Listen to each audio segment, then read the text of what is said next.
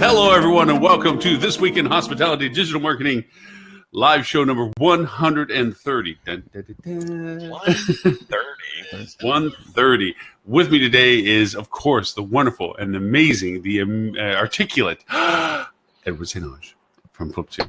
I could go either way. I thought you were talking about Robert. So I know. I was going to go Robert, but I said, and Mr. Robert Goldberg. You got to share the love a little bit. It's kind of like, I am not to be religious, blessed that I have the compadres that I do on co-hosting the show and being great topic. Robert, you get some good topics this week that you put together. And Mr. Ed, the late arrival on the topic that you had was also pretty damn interesting. I was just saying to Robert, I thought my Rut-Row topic was far superior to his. Hey, I do not have, if other people want to present topics, I am more than happy to have those because the list of topics I produce are rarely discussed. To be honest here, Robert really is the only one who puts in any effort in whatsoever trying to organize our discussions. Organization is not a word I use. Chaos is my guideline. What's that, Robert? Keeper of the keys of Webinar Jam, Valyn Perini would like to join us.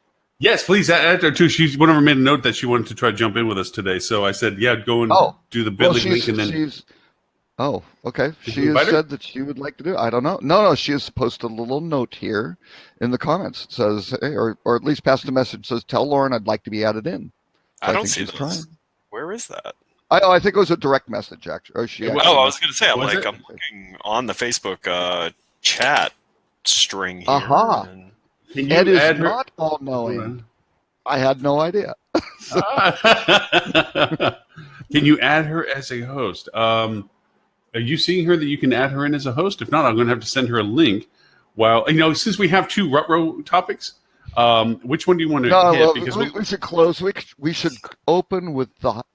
We should really open with the top story and close with the Rut-Rows, I think. So. See, there goes that organizational thing again. I don't understand this. What structure, Lauren? Donde esta organization? I mean, okay, so you start with the opening topic. I'm going to go over and send her a presenter's link while we do that. I'll be technical, and then you guys start hitting that topic. Yes, the link you sent her to the Facebook page.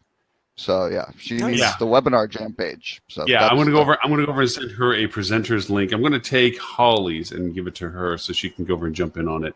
So, Holly says she can't make it today because she's deep into code world. And for those who don't know Holly Zoba, she is learning code. She is by far smarter, better, faster. Everything about her is better than us, and she's learning code, which means she will take over the world. She just generally cares more.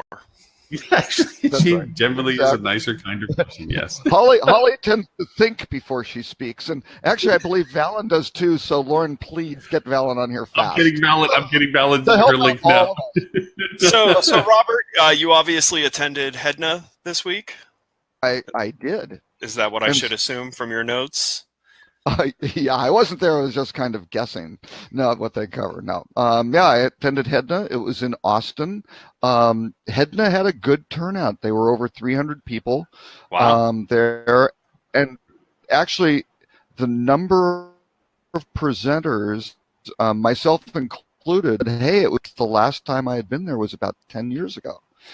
Because they ran into kind of some directional problems and things like that, and you have a little bit of ebb and flow sometimes on these associations, and they just kind of had a little bit of a downturn. Now they're reviving, so I think they're doing a pretty good job. But we can cover off a number of the topics here. And I accidentally just closed the tab that had all those topics. Robert, no. Let me tell you. Actually, before we start, funny story. We can do amongst the three of us who all speak regularly at these conferences. What's the worst kind of situation you've come up with structurally when you've had to speak? Oh, my favorite right now is the new version of Panel, which is you're up on stage with 3 other people, and it's basically 3 separate sales presentations all clubbed into one under some overarching topic. Yes. That's my favorite, because we refuse to do the sales pitch on stage. We want to educate and want to do that.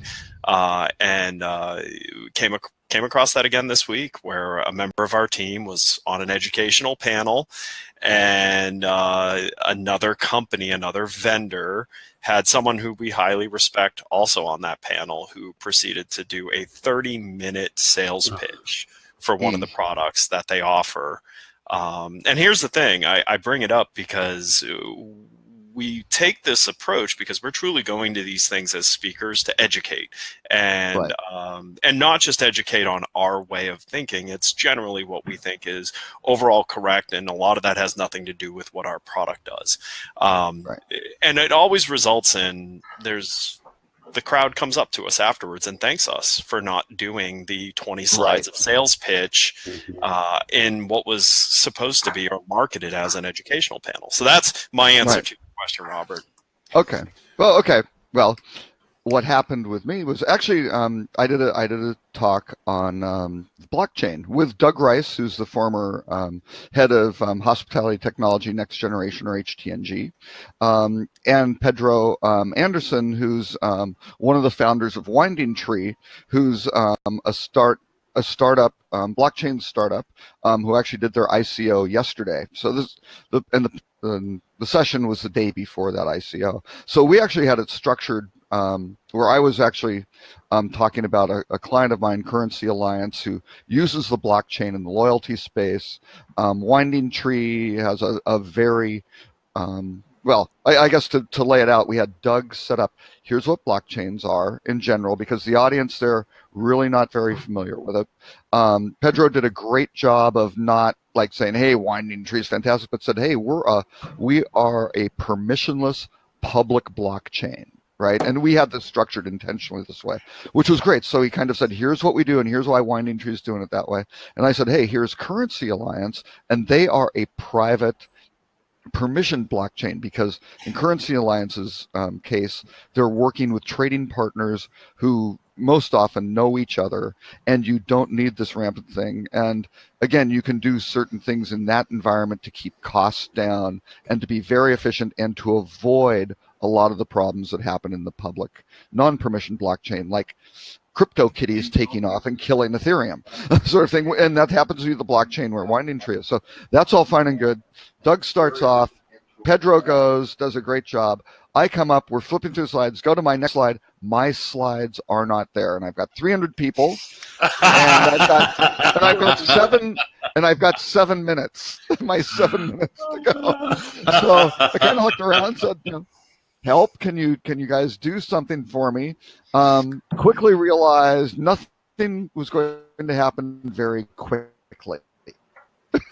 Yeah. So did you just interpretive dance to what you were talking about for the visual aid? For the first 4 minutes, I extemporaneously described my presentation from memory. And I got good feedback at the end. They said, wow, you were so... I was just like, really? I thought I was just going, blah, blah. But I guess it was okay. And then my slides came up, and I had to advance through the whole deck, right? Because we had like 45 slides for 30 minutes, and I only had like 5 slides, which is good. So I'm going through and I go, oh, wait a second, here are my slides. Now let's check to see how I did. So hey, I covered those points on slide 1. So it always helps if you prepare the presentation you're giving. But yeah, that had never happened to me before. So Robert, one thing I wanted to ask you about Hedna is, you mentioned how they, kind of went through an expansion and a contraction, and they're really coming back. Have they changed their scope of purpose? Because I notice a lot of different companies attending Hedna now that you previously would have no reason to attend Hedna. Right. The scope is somewhat the same. But again, all these different areas are starting to converge, right? Mm-hmm. So So certainly their focus is on distribution, and as in grand Hedna tradition, there was much hatred of GDSs and maligning of OTAs. Right, so some things never. So that hasn't changed at all. that doesn't change at all. And in some cases, unfairly, and in some cases fairly. Right. So that was that. The other side is really the payments area. So that is relatively new. It's been around for, I don't know, maybe a decade or so. But when Hedna was kind of on decline, that was when payments was kind of coming up and sort of things. So those are kind of the two pillars. But well, I can go through really some of the topics that they talked about, because I think they did a pretty good job on the agenda. I had one critique of one area, was they did an innovate panel, which was 8 presentations that were 8 minutes long, and HSMAI does this too. These tended to be, they were paid. You also had to be a sponsor to do one of these, and they were commercials. And so they were what I just opened with on what exactly. I hate. And so you had well over an hour of just kind of, I'm not here. I didn't tweet about it. I mean, just like, no. Rock Cheetah didn't tweet about it either? No, nobody talked about it. Well, actually, interestingly, I was the only person live tweeting. There were a couple like retweets, and every once in a while, somebody who's, the company account of the person speaking would say, "Oh, this wonderful person who just happens to be their CEO," or whatever happens to be on stage. Amazing how coincidentally that works out. But yeah, I was just kind of the one. And what I do is I live tweet a lot of these things, because normally I'll take notes and I'll pop it into Evernote or something. That's like, well, why not? If I find this interesting, I'll go pop it out onto the, on Twitter. And this is not the Rock Cheetah account. This is the Robert K. Cole account. The quality. And you can just, well, I wouldn't go that far, but yes, it's certainly not as busy in terms of traffic, right? So anyway, we need to recognize that we've had a fourth member for a little while. Yes. We haven't said hi yet. Hi, Valyn. Hi. I know which side of the bread is buttered. That when Robert Cole is talking, I don't interrupt. Oh my gosh! Well, you have to on the show. You have to, because we'll just talk over each other. Yeah, if you don't interrupt, you're going to get no. You'll just be. I was waiting for Robert, especially with the three of us. Just three. Tim might be polite. Stuart has just those gracious, manners. Yeah. But for the three of us, we're just bullies in the china cabinet when it comes to it. But I guess we have to the consensus that salesmanship on the stage is terrible, because, in all honesty, we've all faced it. Where, and I think I'll add to that also is lack of knowledge, where somebody's up there because they're a figurehead and not because they're an authority. Right. Um, When I ran Open Travel and we had events, I would force vendors to send me their presentations, and then I would keep them, and that's what actually would be queued up on the laptop or the computer to present. And if they said, "Oh no, I've made some changes while I was on the plane," I'd say, "Great, hand it over." So it takes real curation, and HSMAI does, as Robert mentioned, those 7 minute whatever they call them, 7 minutes of expertise or something. And they're better. Those are vetted. Better. They aren't always great, but at least there's a process going through them. Yeah, but in the last couple of years, especially the last digital marketing event I attended, the challenge was they weren't most of them were not pitches. They did a good job at that, but a lot of them were not very compelling. And so then you end up, if you've got a vendor who's great, they're giving you sponsorship money, they're supporting the cause, that doesn't always mean that their message is going to be all that interesting, right? Or it's not innovative. So it's a challenge to manage that, and what it takes is effort. Yep. And if an organization isn't prepared to put that kind of effort out, they shouldn't do it. I agree. Right. Mm-hmm.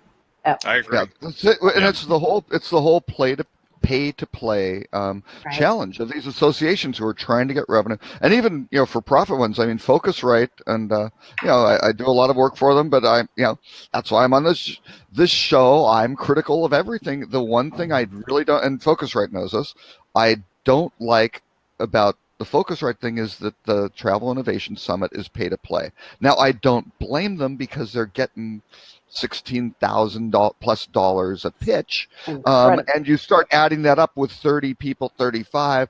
that's real money, and that helps that show go, right? Yep. And without it, they wouldn't have the production value, they wouldn't have a lot of stuff, right? So I completely understand why. But again, and Bob Offit and Norm Rose, who traditionally, run that, kind of the gauntlet of who gets in there, do their best job, but it is really kind of like a 1 to N list of the top 30, because it's like, it's hard to go, well, only 25 were really great, and here are the rest. So, and they coach these guys and say, you need to do it this way, and this is the best way to present your stuff. But again, some of these folks ignore them, and they get destroyed. And a lot of times they're up there because they're allocating out of their PR budget, right, to be up there to try to get some exposure, maybe get some funding, and they crash and burn. And most of the time they do a disservice to their business. And it's like, well, we tried to warn you, but you screwed up yourself. And I guess you got what everyone would have guessed you would have. So. Yep. The thing that confused me about the Hedna conference this year, we didn't participate, but I've sat on the Hedna board in the past life, so I'm pretty familiar with them. But they did a hackathon, which I thought was kind of out of the ordinary for Hedna, and not really part of who they are. They're not a technology organization. They're not HT&G. Right. They're not, I don't know. They're not whatever, but they're not technology. And they ended up not having a great selection of APIs. They actually came to us and said, would you consider giving us your APIs? But, for what our APIs are really, they're very specific, and they're not particularly easy to work with. So, just because of the types of systems they connect. So, and it didn't look like they got much other than Snapshot. Yeah. And actually, I don't, and to be quite honest, that was on Monday. I didn't participate in it. And I don't even know who won, because I think they announced the winners, when we were doing the prep and getting mic'd up for our session. So it didn't get a lot of high profile use. Yeah, I think again they're trying to be a little more edgy. I think they're trying things which is good. I think they are trying to become more technologically oriented, which is good. It does appear to be going that way. That's why I asked you the question: is have they changed much? Because it's a convergence. Yeah, it's a convergence, and they need to understand. A lot of the folks certainly understand a lot of the legacy technologies. They certainly understand a lot of the industry standards. They understand the message sets and things like that. But to really take it to the next level, they've got to figure that out. And HSMAI is going through the same thing. They're merging their digital marketing council with their marketing council, which is good. Those should, as we said many times on the show, it's marketing. It's just there are new tools with it, so you shouldn't just go, oh, let's talk about just that tool set. You're doing a disservice to the whole, the whole span of it. But I can run through a lot of the. I don't know if you guys, the presenters at Vayln. I think I sent you a copy of kind of my general notes on it, but. I kind of put them in order of what I thought were the best presentations in kind of order. Michael Levy, the CEO of Citizen M, was great. He was kind of the closing. He's always a good speaker. Yeah, and he has such an interesting background. He was with Synixis, that sort of thing. And let me tell you a quote that I have never heard from any hospitality CEO. This is quoting Michael Levy's. I can't wait. Citizen M. We hooked everything up to an enterprise service bus, so we have APIs to access the data and have built dashboards to manage the information. We are at 93% with clean data. I saw that. So what does that actually mean? Wow, he should have just dropped the mic at that point. My understanding of what they've done is they haven't sat at the constraints of each of their vendors' siloed technology. They've required all of them to, as part of working with Citizen M, you have to feed all data that you house via API to their service bus. And through that, they're obviously doing work. If they're talking about the clean data, that means they're not just taking the data. They're obviously matching it up, cleaning it up, putting a lot of effort into that. He's running Citizen M like a well-oiled tech company. I mean, if you really look at what that is, if you Right. look at some of the best startups who scale quickly, they can tell you the same exact thing. This is what they do, because this is how you run a company for fast growth, is through transparency of all parts of the company. It's the only way you can scale quickly.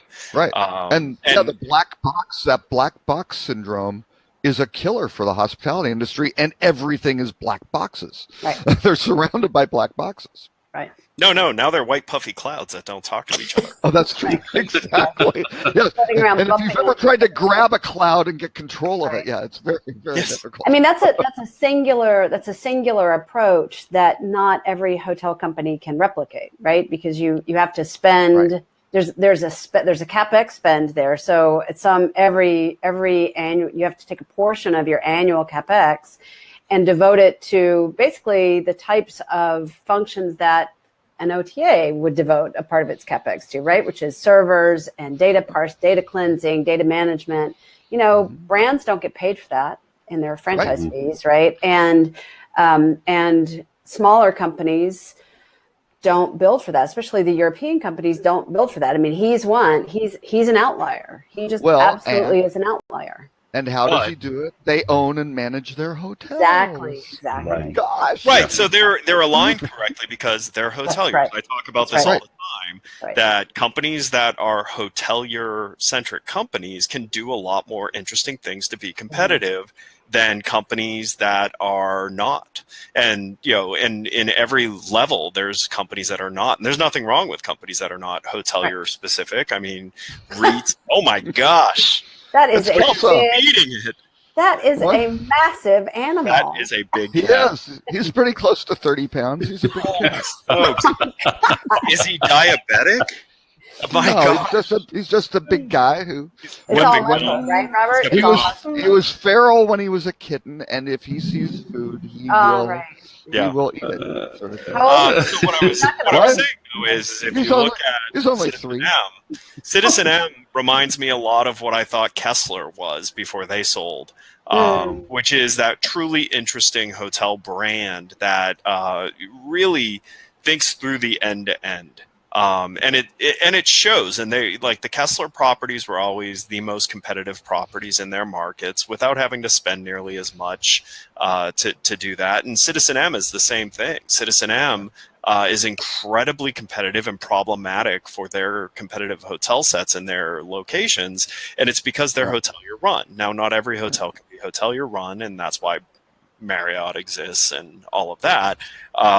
But I have always been drawn to companies like this, like Citizen M, and because I think they're the purest form of our industry. Absolutely. He said it's kind of said, well, what's your key differentiator? And in most hospitality conferences, you ask anybody else, they go, well, if it's a product like Citizen M, well, here's our design. He goes, no, we've tried to create an environment where our staff is nice.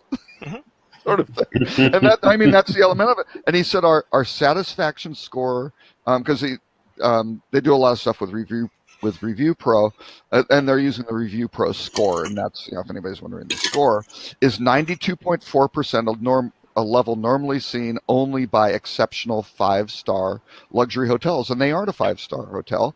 They're just a great hotel group. And it's like, hey, here's what we do, and here's the design, and we aren't for everybody, but we like it, our staff likes it, and our customers like it. So that makes some sense. And, I apologize for keep looking to the right hand side. I got chided on Twitter last week. Chided.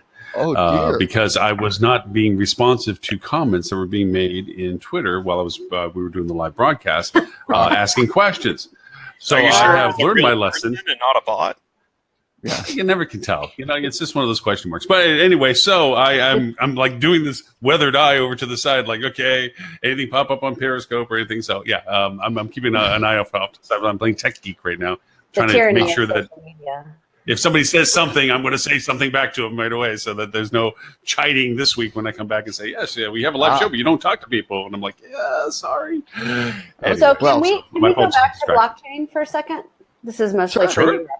So, Sure. Douglas Quimby from Focusrite put out a really interesting article. It was syndicated on Hotel Online, I think, but it also was in the FocusWire yesterday or this morning. Yes. And I think part of this is in response to Winding Tree's marketing message, which is that we take cost out, so blockchain does, and I'm no expert here, but my high level understanding is that it can take some cost out of the back end, especially in the payment structure, and provide some fraud protection.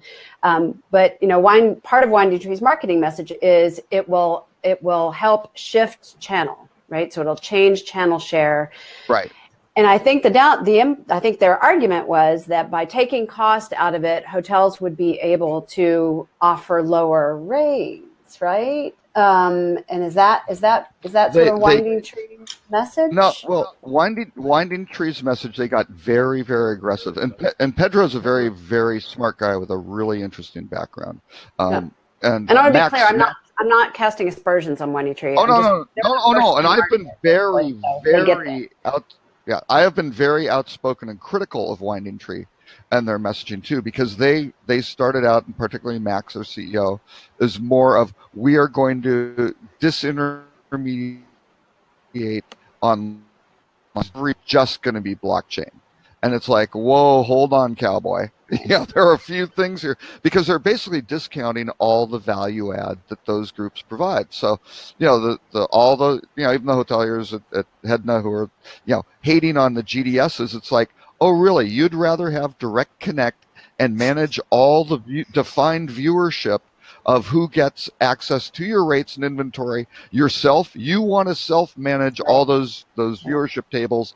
I don't think so. I've seen them. You can't control them. You're going to have distribution. You're flat out wrong. Same with the OTAs, because they'll say, well, look, the OTAs, we shouldn't be paying them 15% because they're just taking booking. Well, they're also spending billions of dollars on marketing to aggregate all that and the demand. So it's like, well, yeah, you're right. If they were just connectivity, and look at Orbitz. Orbitz outsourced all of its hotel platform to Pegasus. They didn't really have much of a hotel value add. Look at Travelocity. It highly relied on Sabre. Not a lot of value add. What happened to those groups? Oh, gee, they got acquired.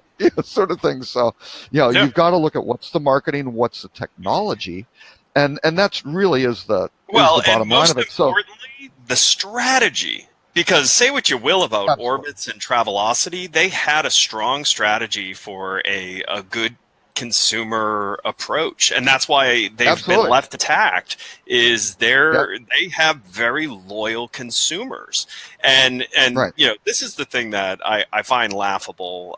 Because listen, I've always been in the middle in the OTA hotel world. I've always looked at both sides. I understand. Angst of both sides, but the bottom line is the OTAs do a better job with customers than hotels do, and that's a because they know that it's worth spending on. Hotels could spend that too, like Marriott could spend that. They have scale to be able to put the considerable expense into that, but they don't. So and they don't understand like what it takes to win a consumer, and that gets harder every year. I mean, I say it every show that we talk about OTAs, but I'll be honest, and Valyn, I'll ask you the same thing. If we had an entity, a reseller, that could promise us that if we fell short a month on adding new hotels to our platform and we would just have to pay them a slightly thicker commission than we pay our own sales reps, wouldn't you be happy to have that? Thank you. I mean, that's the bottom line. I wish there was an OTA for B2B software solutions to hotels because, they'd be probably about 15 to 20% of my annual business growth. Right. Yeah. And that's the thing. So the thing with Winding Tree, and the thing where I'm critical, is it is a permissionless public blockchain. Now Pedro will be the first one to say they want to do that for full transparency and everything, but you've got a lot of nuance in the hospitality, look at for air and car and everything. And Valyn knows how complex all of that is herding together, and probably still wakes up screaming at night in the middle of the night from nightmares of her open travel experience, right? But I just want to ask the four of you. Oh, go ahead. Should the industry, like the hotel side of the industry, even be talking about blockchain? I mean, realistically, should it even be in their vocabulary? I would say they should. They should know about it. It can be, and I predict it will be, not necessarily blockchain. And that's a distinction I made in my presentation, was it should be talked about as distributed ledger technologies. Right. I personally don't believe the blockchain is it, because now the blockchain is very interesting for cryptocurrencies. Yep. The way that Satoshi Nakamoto created Bitcoin, there's scarcity, there's this mining process, it's this shared trust, literally eliminating the need for a government overseeing a fiat currency. Right. Interesting stuff. But you don't want the whole world kind of going on consensus. And the example I'd use in hotels is, and Valyn will roll her eyes at this, but I'm still a big proponent of having some sort of identifier for hospitality properties. Each property having a unique identifier, so it cleans up who is that? Who's the not at the brand level, the owner of the freaking hotel, so they can get control of their data and their distribution. Say, here's the real stuff. The Japanese steakhouse is now a sports bar, right? Stuff like that, right? These are the good pictures. So all of that sort of thing, I'm a huge proponent of that. Winding Tree doesn't have anything like that, right? It is just this, there's nothing there. They have a white paper. They don't have proof of concepts. They don't have technology. They're just saying, hey, we've got this blockchain. You can do anything on it. And that's great. And yes, you can be securely lock this stuff down, but who is that hotelier? The Hedna conference was at the Sheraton Austin Capitol, right? Well, what happens when that Sheraton becomes a Hilton? Right. What about all those existing reservations? All of those processes aren't really envisioned by Winding Tree, and that's going to be the really rough. And here's the thing: in a lot of the life of a hotel, how much of it can be improved by the value brought from having a distributed ledger? Right. Oh no, and that's there can be huge. Of their overall business, it could really benefit. Ultimately, it could be all of it, and people. Oh boy, I'm going to get in trouble for saying this on it, but people can go timestamp this. It can, hypothetically, eliminate all the intermediaries. Now, again, the blockchain the way it is now, Ethereum can handle 7 to 15 transactions a second. Wow. Oh, gee, Visa can do 45,000, Sabre can do 120,000, and Amadeus in a lab can do 245,000, right? So a little bit of a scale issue there. It's not going to work. It's using massive amounts of energy because of the mining process, which is what creates this lack of centralized trust, right? This distributed trust, this consensus mechanism, that's not sustainable. That's just freaking ridiculous. But again, you can get other distributed ledgers. But to my point, how much value is that really going to drive? Right. Well, here's what can happen. You have things like corporations and all corporate travel that goes through, right now, GDS, well, maybe a switch or something like that, some sort of channel management function.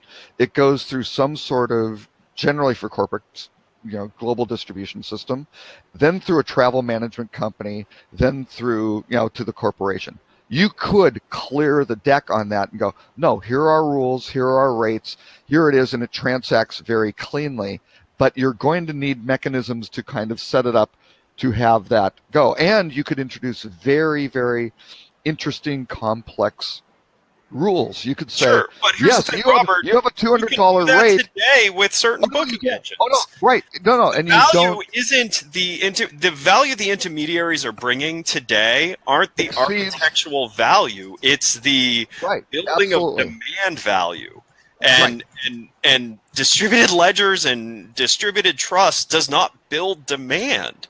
And that's Right. the Oh, no, thing. Like absolutely. everyone talks about the GDS or even channel managers or all these different groups as if their only value proposition is the architectural processing of the transaction, and that's like the smallest amount of the value they bring.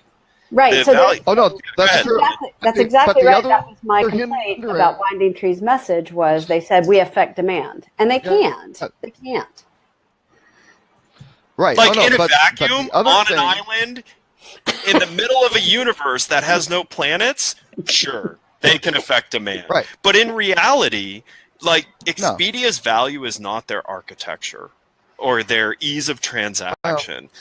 That is one of their value propositions in a sea filled with atoms of value propositions that Expedia brings. Sabre as a GDS, their architecture is like a bigger value proposition as a percentage of what they bring, but still is not the silver bullet. And quite honestly, if anyone's going to bring in this distributed ledger and bring value to it, it's going to be a Sabre or Expedia before it's a hotel.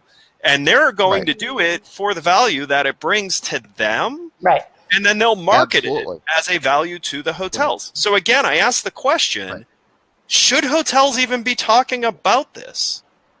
And I would argue yes, because let's just talk about the corporate market.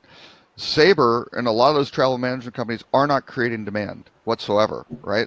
All they are really doing is connecting the corporate, the corporation to the hotel. So if you can do that more seamlessly and get, it really comes down to. But it's not going to be a hotel that does it. It's going to be. It's business processes. It's going to be a competitive to Sabre that comes up with a better mousetrap that is more efficient and more secure, and then they're going to drop the pricing that they can drop by those. Well, if they can. But it's not going to be Marriott. It's not going to be Hilton who do that. It's going to be a technology company that comes in and does that. Yes and yes, but here's the problem, right? With the centralized one, you're going to introduce a new product or service. It's going to be technologically oriented. You're going to use modern technology to reduce your costs to develop it and everything like that. And you're eliminating cost from it. That is your big advantage, right? You may not be driving huge margins, which means you might not be as appealing to venture capital and investment and things like that, institutional investment for you, which creates a little bit of a problem, right? The guys with they're all hunting for guys with massive margins, right? And massive margins normally mean I have centralized control. I control these markets. So it's a very subversive sort of thing. And the guys who lose potentially are the real big guys who, yes, want to kill that, as well as the reason I said I get in trouble for it, the ones who are at risk, the major hotel groups, are they providing enough value? Or is it just, hey, how do I get my hotel product, my rates and inventory out onto some sort of general distributed ledger where somebody new can come in and you can get a new entrant at very, very low cost who can kind of plug into this technology, right? I mean, that's the promise of it. You can kind of get there. It's not going to be simple. It is not going to be fast. And a lot of legacy players are going to try to kill it. But the bottom line is, in many cases, Expedia isn't really creating demand for travel. They've aggregated all this hotel content. That's what Booking.com has a lot of stuff. Airbnb has all this stuff. It's the travelers. It's how do you connect, really on almost a peer-to-peer basis, the true traveler with the true supplier, who should not be the management company of the hotel, should not be the hotel brand. It's the owner of the hotel, right? And that is really disruptive. And that's what the technology hypothetically can do. But again, how you get there. Like, let's keep a record of this. Like, it won't. By a hotel, it won't. It will be done by someone who's not a hotel. I disagree, though, because I think, and we can point at Valyn for this. Me? Valyn. You're being dragged in, Valyn. Valyn was a tremendous disruptor of the travel industry as a whole. True. She served as heading Open Travel Alliance. Those Open Travel Alliance, specifications allowed a hell of us to something that previously was in completely walled gardens. You just couldn't get that stuff, right? But there was a specification, a standard that allowed that. I look at the blockchain. I think you and I look at it very differently. I look at it as a protocol. I look at it as almost more like TCP/IP and how the internet kind of worked, where it's like, hey, people. I mean, what we're doing now, broadcasting to the world, hypothetically. Well, maybe it's a subset of the world who. I think everybody tunes in, but I'm not. Lauren could tell us. 26 countries. 26 countries so far. We've been recording. Well, there you go. But that's freaking insane. But why is that? Well, a lot of that happens to be, due to Lord only knows what webinar Jam's using. There must be some HTML5 or God knows whatever these produce. But it is fundamentally TCP/IP. I mean, the internet protocol allows that to happen. So blockchain could. Let's talk about what's more realistic. Blockchain is going ignored. I'm not saying distributed ledgers, I should say. Yeah, but I'm not going to say ignore it. I'm just going to say it's the thing that these hotels. If I hear a hotel say something about blockchain, I am not going to lie. It instantly changes the way I feel about the person I'm talking to. Yeah. Okay. Because is that like when I put a Bluetooth thing in? When I put a little Bluetooth in? It is the same exact thing when I see someone with a single Bluetooth headset talking in public. And the reason I say that, and I'm just going to be honest here, like you gave me the firepower I need. TCP/IP, where'd it come from? Mm-hmm. It came from the industry that benefited the most from that technology becoming widely adopted. The hotel industry is not the industry that will benefit the most from distributed ledger. So they should not be even considering being at the forefront of this, taking the beatings you take, because there's not enough to gain for them. Right. There's just not enough to gain. Oh, no, absolutely. And that was actually my point, because I went last on this panel. So what I said was, hey, and this is not a currency alliance commercial, but it's a doing a fantastic job. What they do is, yes, they use the blockchain because they think ultimately, and not in a non-permissioned public sort of, they might be able to do it. If there was a public non-permissioned blockchain that was very inexpensive, yeah, they'd use it, right? That would be great. If some Bitcoin is saying, fine. They'd do it from a financial perspective. But in terms of possibly a public permission blockchain, they would certainly do that. That would be fine. But when you look at what happens in exchanging loyalty points and acquiring, outrageously inefficient, black boxes taking massive amounts. If you want to go, work with somebody, I won't name the organization to completely denigrate them, but they're publicly traded. They work with about 50 organizations in the world. It costs 6 figures plus, probably $250,000 to implement. Large monthly fees, and they take a 15% VIG of every transaction. Mm-hmm. We are talking super high costs to make this happen. Currency Alliance, no secret, there's no upfront cost, there's no monthly fee, it's a 2% VIG, right? Yep. For a major U.S. airline we're talking to, we save them $60 million a year. That's real money. They go, we may want to look into that, right? Sure. And so that is disruptive. Now, how are they doing? Yes, they have modern technologies that they're using. They're using the blockchain, but we are not Currency Alliance, or I should say I'm an advisor, so it's not really we. But what they are doing is they are using the blockchain to go basically aggregate the ledger, right, and then publish it periodically in batches. Not ideal, certainly not the purest idealistic approach of Winding Tree, but better than the current architecture. Oh no, we can do massive but numbers. Here's the thing. No, wait, hang on. That usage is no different than changing from an SQL-based database to like an NoSQL or to whatever, right? Or whatever you want. It's no different. So here's the thing: I don't hear hotels talking about how amazing database technology has become. Why? Right. Because it's not big enough. A vendor like what you're talking about can come to an airline and fix a problem to the tune of $60 million. That airline themselves could not justify doing it themselves sanely. Right, because it wouldn't be $60 million in savings. It would be far less than that. And you need the network. You need the network. And you need the know-how. And all that. And you need the strategy and the vision. And that is not in their primary business goals. So therefore, Oh, no. I don't want to hear people talking about it. Oh, no, I want no, you keeping track of the you're amazing absolutely things happening. Okay. So for the record, Vayln. One thing, let me finish the one thing. You're absolutely right. And so that's why for travel, it's not this non-permission thing. It is permissioned by organizations who are going to be more transparent with their APIs, more transparent with their really, kind of that was the Open Travel Alliance. Hey, you can do this. And now guys go out and work on it. And that is kind of what Currency Alliance is doing, and realizing that they're actually being more of a bridge to these new technologies instead of just like, hey, we are the solution. It's like, no, we're going to make this stuff go, blockchain stuff or distributed ledgers, and they are not tied to Ethereum.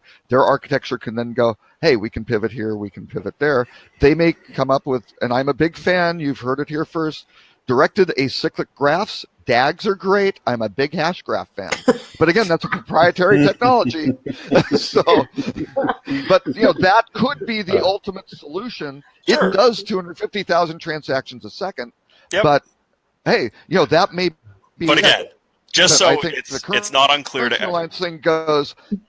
Do not talk about blockchain if you're a hotelier, because there is no way anyone who is going to convince their org as a hotelier to invest in blockchain for something to do with their business process, there's no way that will end well.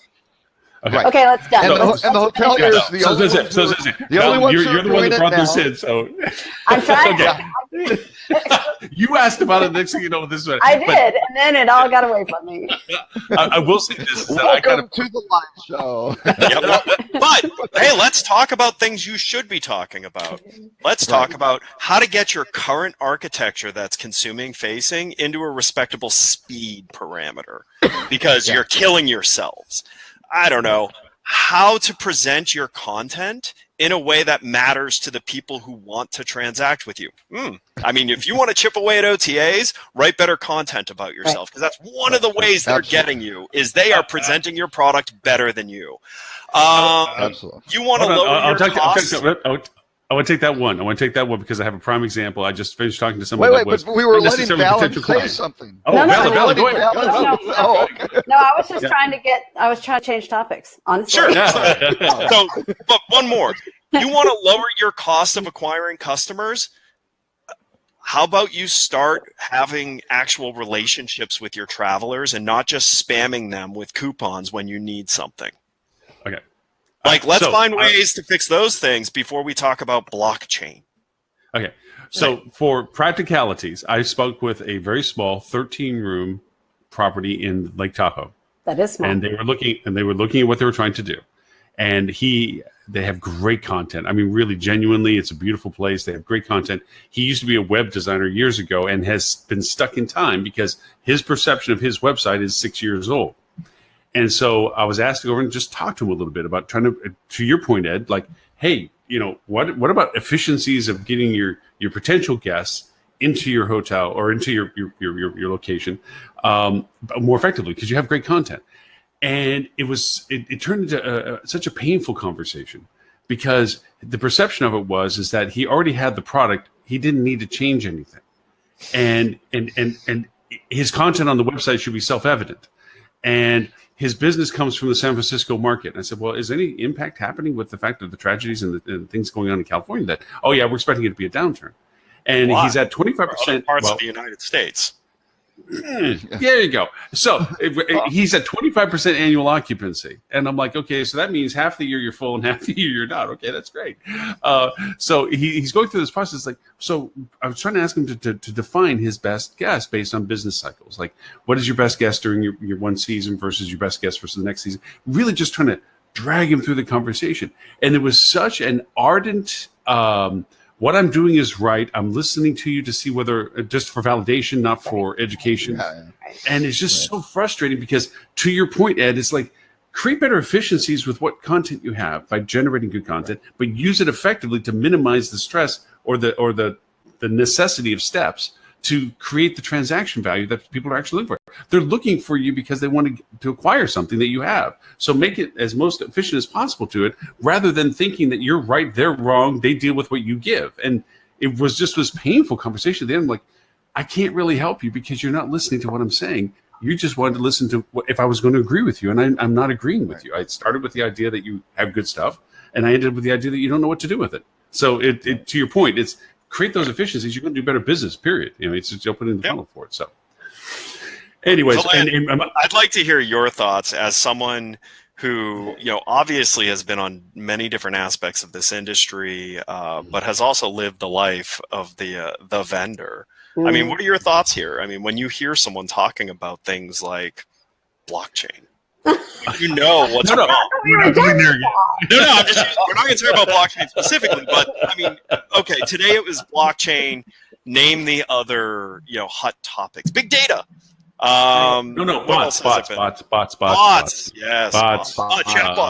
Chatbots, yes. I mean, listen, you've been around long enough to know that the core fundamentals are built like on the shakiest foundation ever. Should this industry not be more focused and more honest about fixing the deficiencies to just provide a good customer experience before going to the flashy distraction? The challenge for me with the hotel industry has always been its fragmented ownership and operation structure. So when I was running open travel, I had visibility into air and cruise and car alongside hotel, and hotel always lost when you were comparing ownership structure and the franchisee operations structure. And that this industry will always be challenged because of that, and I don't see that structure changing anytime soon, because there's just too much money to be made around the margin, and brands just keep moving. They keep moving towards asset light structure, which I've never quite. I mean, I get it, right? Hey, it's worked for Wyndham. Right, I can see the numbers, but also it just in our customer set, I work for Nor1, full transparency, and I run a couple of our global accounts, and one is a highly franchised global hospitality company, but I'm also responsible for a U.S. only upscale account where all hotels are owned and managed. And guess which company is better at managing their customers, understanding their customers, and driving revenue through their various content platforms. Right. That asset light branding is just it's a challenge because hotels don't have the control that they need to be able to distribute content properly and to distribute it effectively. Right. Well, and I got to be honest with you, if I was a hotel owner of a brand that has recently gone asset light, I'd be renegotiating my franchise agreement, because you gave up control to someone who was an expert in hospitality, who is no longer in the hospitality business. Hospitality business, that's right. They're in the franchising business. That's right. And, and that is something like, I think the problem right now is the identity crisis, the transition of these orgs from being hospitality specific franchise systems to franchise systems. Right. And, that transition has not gone great for all of them. I mean, let's not kid ourselves. It's not gone great for all of them. And it's happening at a time that other things are becoming more impactful to hotels, i.e. the OTAs are gaining ground and, owning the customer. You have Airbnb as a new player in the mix, creating, for the first time, what used to be the quiet hum in most markets, these available vacant homes that if you were savvy, you could find. They're now being presented at the forefront. Right. So that's sharpening, competition. And then, oh, by the way, the overall shift in consumers' ability to, first of all, learn anything. You can learn anything. You just have to know what you want to learn, and you can learn it. And that's problematic for a lot of different parts of business. All of this perfect storm is a big problem for hotel owners who are franchised in a system that is no longer what it was when you franchised, and isn't in its perfect state yet. Will they get to their perfect state? No, yeah, they're going to have to, or they're going to end up going private they'll Right. pull They'll back that become- public offering and they'll become something else. But the bottom line is right now, today, if I was a franchise holder of one of these brands that has recently made the transition, I'd be renegotiating what I have control over. Because they're going to the soft brands, right? They're negotiating from the full blown branding, and most of these soft brands are just a discount in the one is a tremendously lower exposed signage and all the other whims of, hey, we've changed our corporate identity and sorry about that, but it's going to be a couple $100,000 for you to go change all this around your hotel. You eliminate all of that and you get most of the of the benefits. It's generally a shorter term deal, right? And if you get a half a dozen great reviews on TripAdvisor, you're set, right? Yep. And so for that matter, you can pay yourself on top if you want to these days. right. And so Scrooge, have you guys seen that video of the guy who created the #1 restaurant in London? Yes. London, yeah. That was excellent. That was fantastic. Actually, RJ Friedlander gave a great little thing. They had like a state of the industry thing, and he did a little case study of the Aria Budapest, which is a library hotels collection one of what was going on, and the hockey stick that occurred when they were ranked the best hotel in the world by TripAdvisor. It was just like, oh man! But again, they did all the things to operationally to deserve that, or at least be up in the maybe not the bad, but up there in the the upper echelons. It's like that's what resulted in the reviews, and then that was the outcome of. By the way, I don't know if you guys know, and I haven't seen Tim to congratulate him, but one of the hotels that he is very involved in and plays the role of their CTO. Poor Tim. They got the #2 luxury hotel on TripAdvisor in the United States. Wow. Which is amazing because it's like a Wentworth Mansion. Yeah, it's a 20-something room hotel.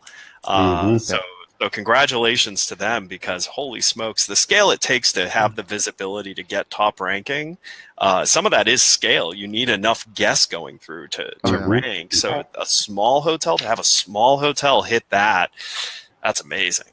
Right. Sure. And that's just full disclosure, that's why Tim's not here. Is not stopping stream publicly. We're getting him professional assistance to help him because they were not #1, and he's been apologizing to the client. He's resigned from it, but they're trying to. It's amazing. So I wonder what would happen if one of the OTAs started offering reservation services to a hotel. Thank you. They already do. Well, Booking.com does. Booking Suite. That's right. Yeah. So Booking Suite is undergoing some transitions now.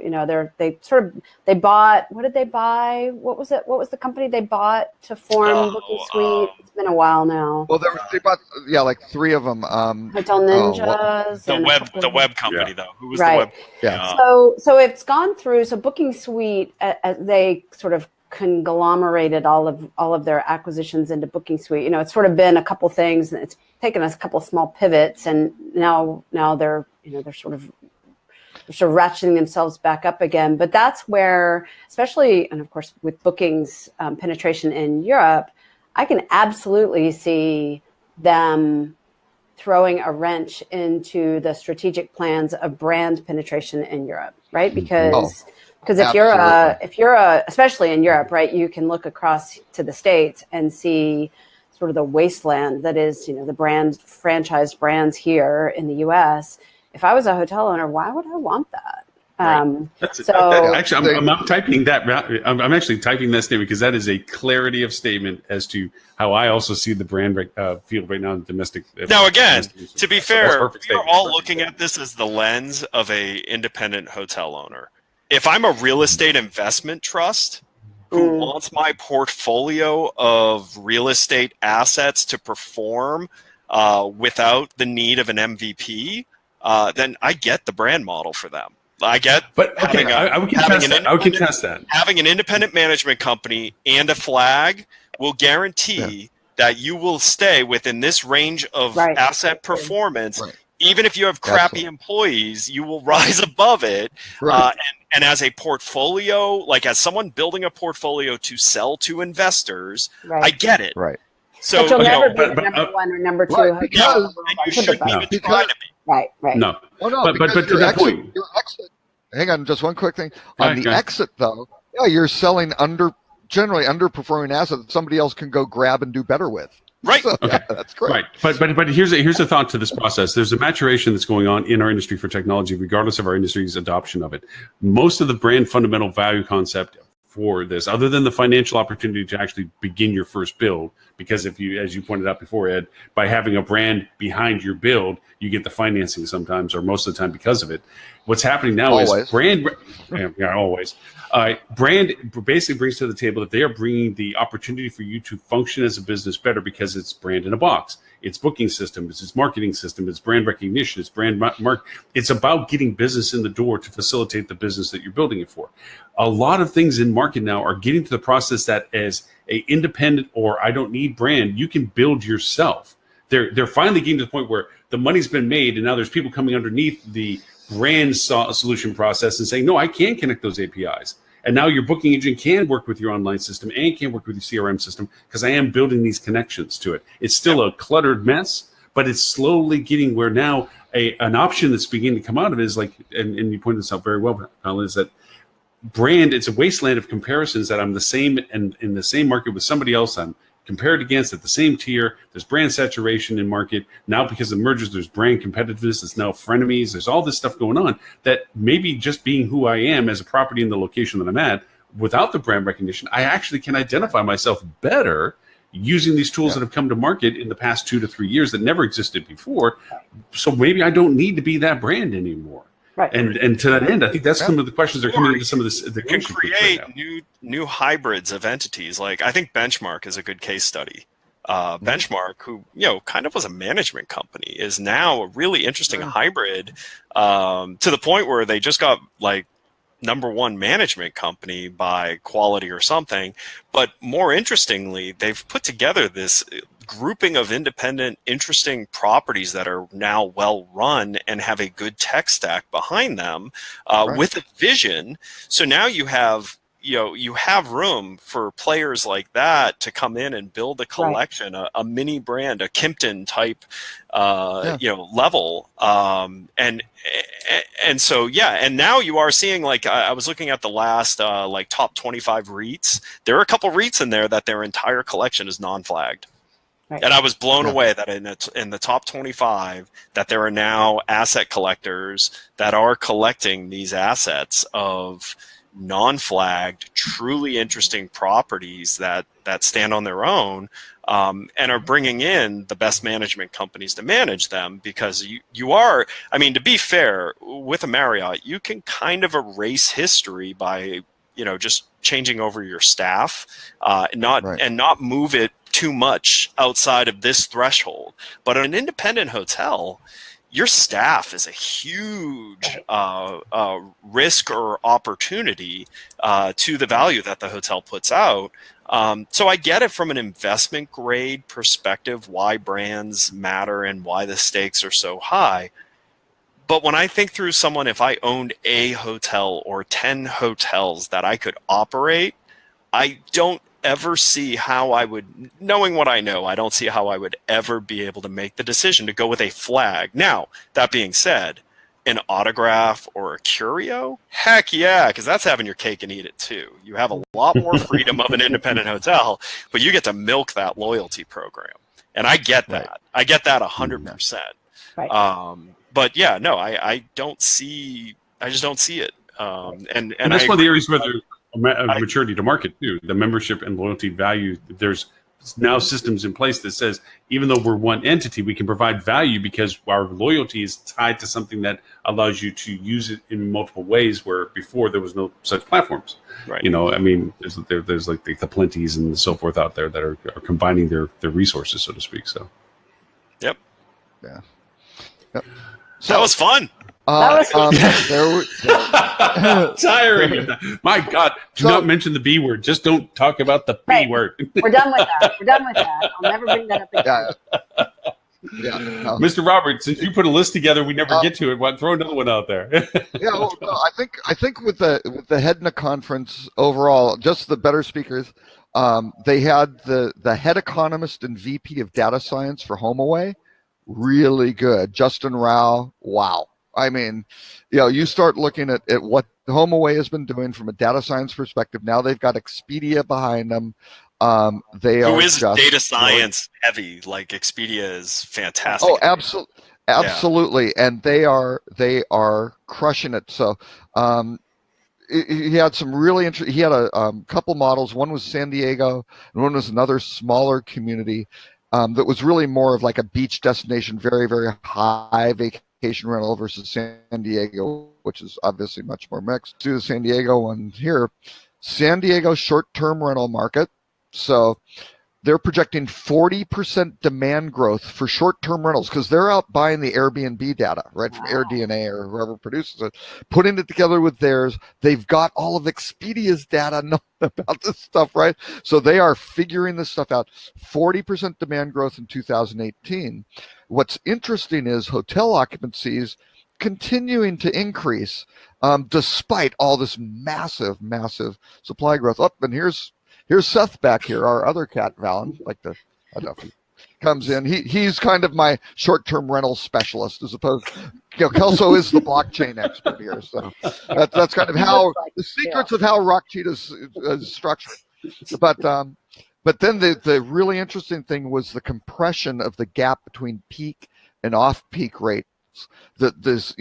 All of this short-term rental stuff is compressing that, and that is a problem. This dynamic supply is a huge issue for all the hoteliers who are relying on, if they're on their legacy revenue management systems, they have a real problem of predicting what's going to come in. They need whole new signals to start. Right. And I know Ideas is certainly working on that, and I assume Duetto and Logic and the other guys. Again, I'm just going to say, if I was a hotelier, I would be trying to understand why. Why are people being drawn to these rentals? And then see how I can alter my product to capture the easiest to capture consumers. And I'll give one. I gave it as a fun little LinkedIn post. I have recently found hotels that have answered the number one reason I was open to Airbnbs, which was there was not a room type that fit the type of travel I was looking for when I travel with my family. Until I found the Wyndham Grand in Bonnet Creek, which has a beautiful king suite that has this thing that looks like a closet without a door that has bunk beds in it. My kids love it. It fits in the footprint of a king suite. I think it's a great product, to the point where I only live 35 minutes from Disney. We've now stayed 6 times at that hotel. We recently were up in Boston, the Omni Parker House. Oh my gosh, this room. And I love what they did. They took a room that would be a #1 complaint room on TripAdvisor because the view was horrible.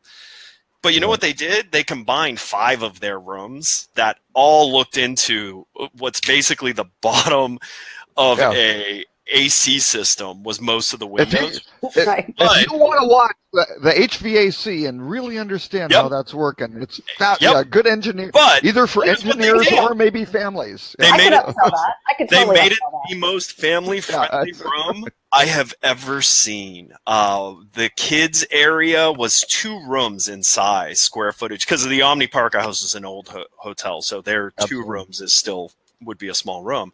Had bunk beds, a chalk wall with chalk, had a little Nintendo Wii set up with some games, had toys and costumes, then had a little living area that was like directly open to that, and then had a separate room that was a king bed and all of that. All of these rooms' windows were useless. It didn't bother us in the least because they created a product that just delivered so high on our need that we would glaze over the thing that would normally murder them on TripAdvisor. Absolutely. And I'll tell you, like that fun little LinkedIn post I did is one of the farthest traveling LinkedIn posts I've done. And the comments on it have been these hotels that have answered this need of this type of travel, because I'd rather stay at a hotel. I want to know that there's quality in the mattresses, that there's, services around me, that it's in a neighborhood I can walk and get other things. And you generally aren't getting that in these individual homes or apartments and things like that, depending on what market you're in. But so that's something I would say. If I owned a hotel, I would be trying to understand what consumers are up for grabs. What consumers will go hotel if the hotel offers something close enough to the product that sways them to go to to houses. Right. And I would be trying to figure out how to take a part of my inventory and answer this challenge to really kind of beat this down, because I'm not price sensitive. I mean, the Omni Parker House, I thought it was a huge value at $170 to stay there, because January, right? Boston in January. Yeah, but there was a convention in town. I mean, here's the funny thing: their standard rooms were more expensive. Right. Yeah, because conventioneers don't want the room that you had. Right. Right. Yeah. Yeah. So we see that too. We have a hotel customer in New York that has the same. They have it's an old building. Bottom floor faces the super dark courtyard where the backs of other buildings all overlook all their HVAC systems. Mm-hmm. So, and we have an upsell. How do you upsell that? Well, this particular property figured out they bundle in basically premium Wi-Fi and breakfast. So if you book a basic room type, the hotel basically uses our system as a way to better balance their house. Because they take that really awful room with no view, and they package in stuff that has value to travelers, and then upsell that. And that's the hotel being really creative, just like on the Parker House. Right, exactly. Into understanding what makes the consumer happy, mad, what motivates them, what doesn't, and what kind of trip you're having. Because if it's my wife and I want a view. Okay. But when I'm with my kids, I want convenience and I want them to be happy more than I want a view. Right. That's right. Yeah, it's understanding not only understanding your customers, but also understanding your inventory. So what do you have, right? What do you have? What's a problem? What's the most desirable, but what's the least desirable as well? And what are you going to do about that that's the least desirable? Because you can always upsell your best stuff. You can always sell your best stuff, but you need to be able to sell your worst stuff too, and deliver an experience the guest wants and that the guest likes, so you don't get slammed on TripAdvisor. Right, because you don't want to lower the value of your good stuff. That's right. Because your overall ratings are poor. So how do you take your challenges and turn them into an asset? And I'll tell you what, the Freedom Trail room at the Omni Parker House, if you want to go stay in an awesome room with kids, that room is amazing. But guess what? Worst view you'll ever see, and I didn't care. Right. Yeah. And that's the whole point of it is, so they don't. Chip Conley, when he did Joie de Vivre, was the king of that. He took these dumpy, neglected apartments, some of them just had chain link fences and they were eyesores, and turned them into like cool little. And it'd be like, I think that's kind of interesting, and we're in Santa Clara or something like that, and. But that's okay. They figured out how you kind of got value. They kept the price down. They made it a little unique, and they provided good service and everything you want. But you really need the check to kind of get the owner, the management company, and the brand in that case to kind of do that. In Omni's case, they're again a little bit more streamlined. They're managing the hotel. I believe they manage that hotel themselves. Yep. And I don't know if they own it or not, but again, they can kind of do that. And again, it's not like, oh, no, that violates Omni brand standards. And the last thing we want is a guest going in there and wanting the cool kids room at another place and we don't have it. Oh, no, don't do something great for the customer. Let's be a brand standard. Or your poor Marriott who cannot confirm connecting rooms even in your reservations across any of their properties. And that's what Starwood is migrating to. And I don't know if Starwood even did that before. I don't think they did. I don't think I ever even saw that option.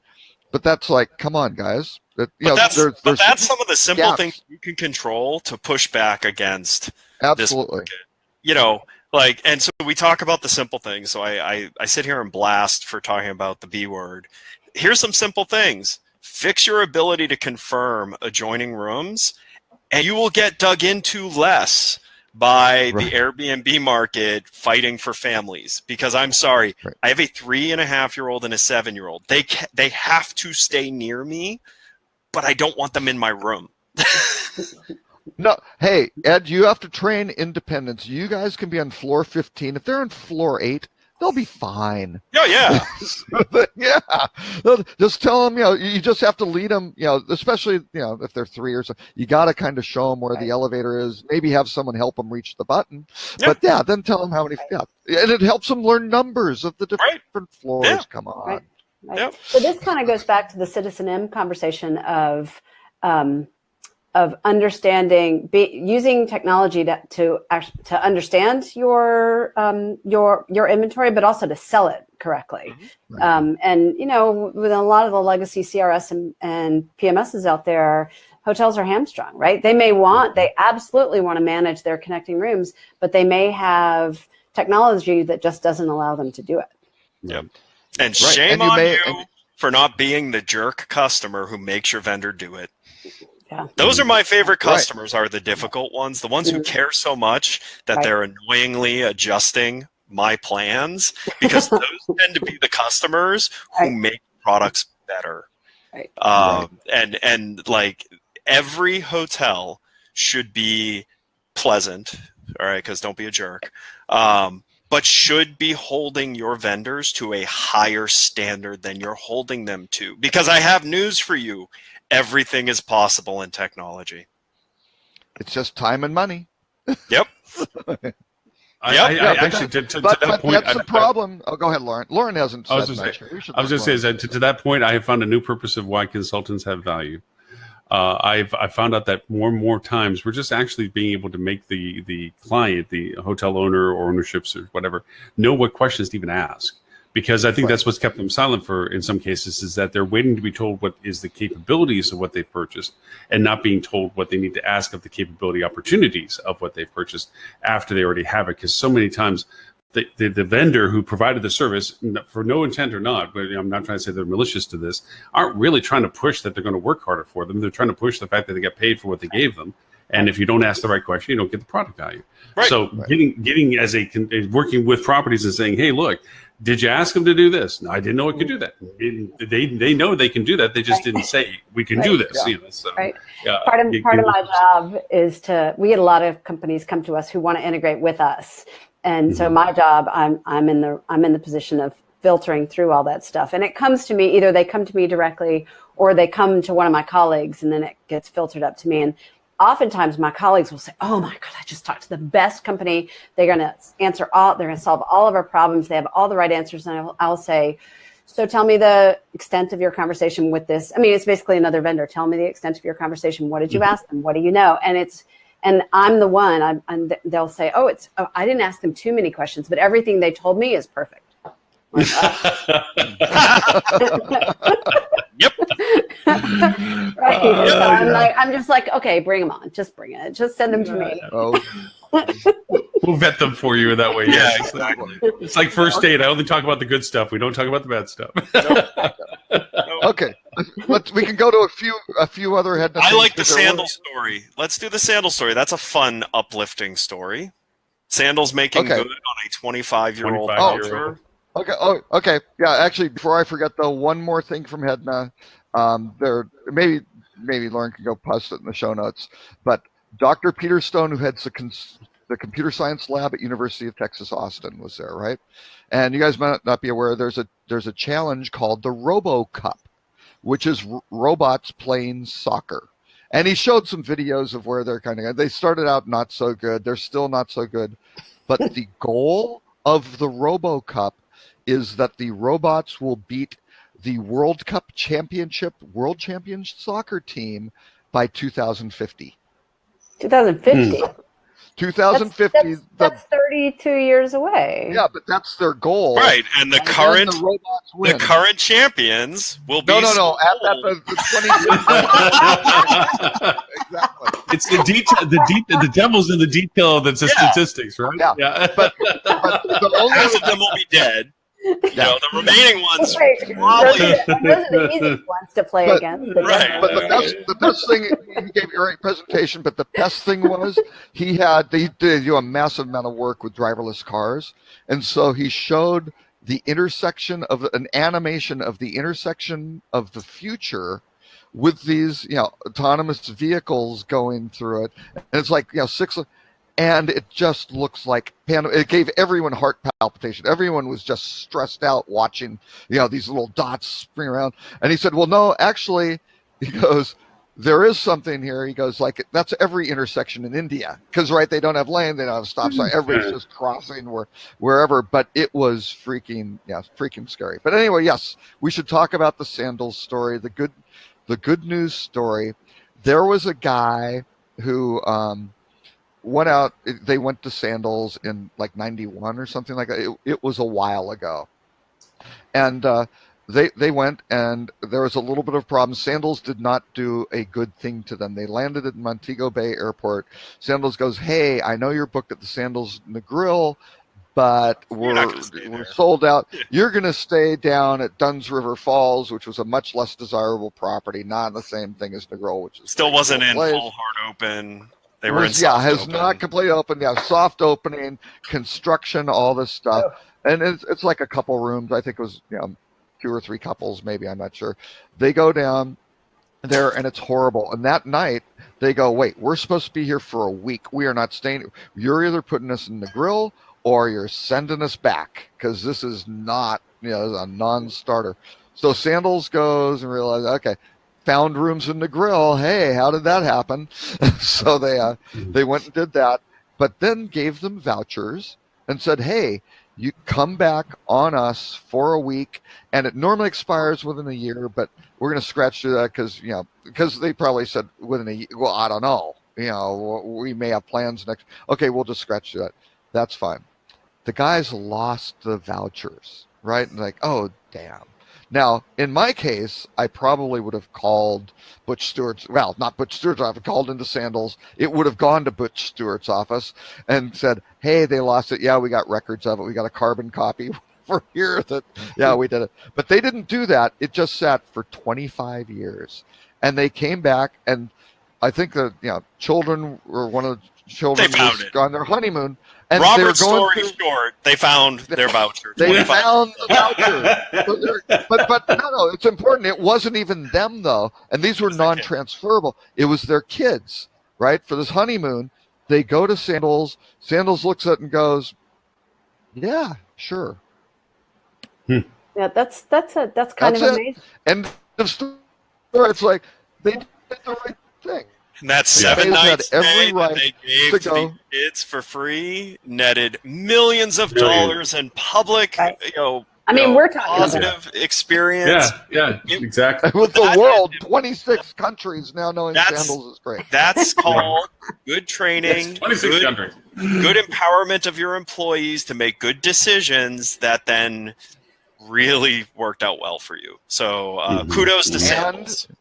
And Sandels owning, managing, and everything, having the brand, that's their thing. That's Butch's, Butch's thing, and they can do it. If you did that in the traditional, franchise scenario, management company, that's not. Well, no, because that was cut when a different management company was involved, and it was out of their, expense log, and so we're not them. We can't take that expense. Yeah. And the easy route for Sandels would have just been to say, 3 or 4 words, we are so sorry. Mm-hmm. Oh yeah, they could. And you figure how many times that's the easiest thing to do. Yeah. Yeah, but if anything, I'm hoping that this is a testament that for hoteliers that are watching this, that even the simplistic denials of service that you're giving your front desk does every day, where I'm sorry but we're booked, or I can't upgrade you today, or I can't take care of whatever request you have, that if that they can be not teaching moments, not learning moments. I don't know whether there's a phrase for this, but they're referable to your staff by, if you do the right thing, even as for something small, then it creates a culture of hospitality again, where you can solve a lot of your own disparities of how people comment about you on the social platforms, or how they try to leverage their comments of on the social platforms as to saying, I'm going to say bad things about you because you didn't give me my free bottle of water or something. But if you try to provide quality service and you allow these variances to policy to exist and point to them and say, we're in to make sure that our guests are satisfied with our service, then these things can build bigger things. And it doesn't have to be as dramatic and as newsworthy as a 25-year-old voucher, but it can be pointable and say, what, if we do these right things, people will see us in that light, and we might be the #1 library hotel for quality in the world. You can build to that point, honestly, I guess. Yeah. So I liked that story. That was a good story. That was a good story. I'm intrigued with the like one, the but story. we'll get to that. I like the story. Airbnb IPO was ruled out in 2018. Their CFO is out. But the real story is Airbnb wanted to have a chief operating officer position, right? That was kind of the new thing. The CFO wanted it, and I think their head of operations wanted it. And they decided they went with the head of operations. As a woman, outrageously capable, not that the gender should make any difference, but she was great. But the CFO was a hot guy who was going to be kind of there.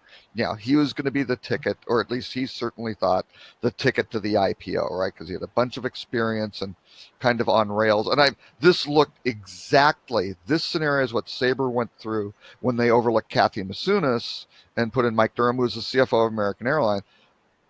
Totally would have been a totally different direction for their when Sabre made a horribly bad decision by overlooking Kathy and that. But that's like, here's the guy, and we're going to go public, and that's that's the route. They made the right decision, and that gives me. It's like when companies are making decisions like that of putting off their IPO with that kind of fund and their kind of backing to go, no, this is the best person. This is what we're doing. He's not our guy. He's just in to do this. Out. Watch out. They're doing things right. Yep. Well, and also, the bottom line is they're in transition. You don't want to go IPO when transition is on the map. They have more to do before they either need to freeze for a couple of years to not freak out the market, or they need to get more of this transition behind them before they IPO. Otherwise, they're going to get slaughtered on the market. The market is like, first of all, the market, I as someone who likes to invest pre-IPO and play with things, I actually try to play contrarian to what the market thinks of them, and it's worked out well for me. Everyone hated Facebook when Facebook was IPOing, and I played that, and that worked out really well. Everyone loved Twitter, loved Snapchat. Both those companies are garbage. I'm sorry, they really are.